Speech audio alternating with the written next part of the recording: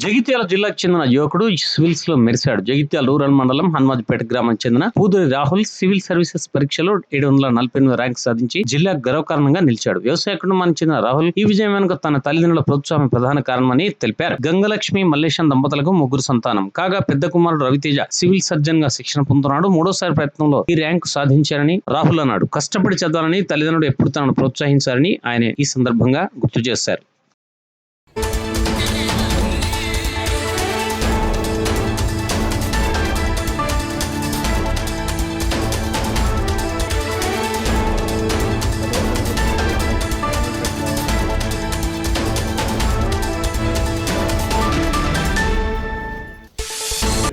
Hi అండి, నా పేరు పుదయ్ రాహుల్.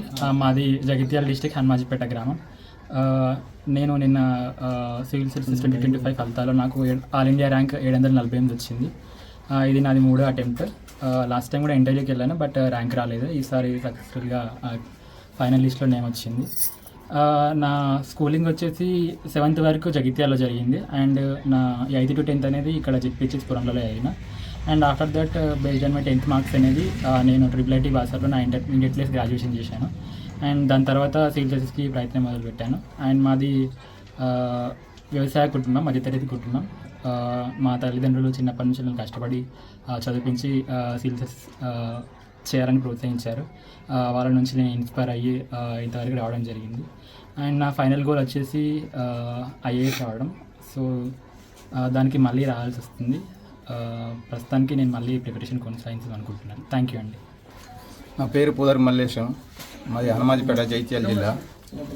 మా చిన్న కుమారుడు సివిల్లో 748 ర్యాంకు ఫలితాల్లో 748 ర్యాంక్ వచ్చింది. మాది వ్యవసాయ కుటుంబం. ఇక చదువు అంటే 7th వరకు ప్రైవేట్ స్కూల్లో చదివిండు. జడ్పీహెచ్లో 7th నుంచి 8th నుంచి జడ్పీహెచ్లో చదివిండు. 10th అయిన తర్వాత ఆ మార్కులను బట్టి బాసర్లో IIIT సీట్ వచ్చింది.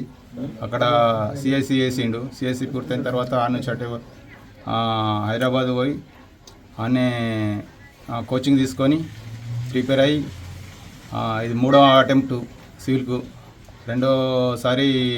రెండోసారికి రాలేదు, అది ఇంటర్వ్యూకి పోయి. ఇది 3వ అటెంప్ట్లో సివిల్ ఫలితాల్లో 748 ర్యాంక్ వచ్చింది. సంతోషంగా ఉన్నది.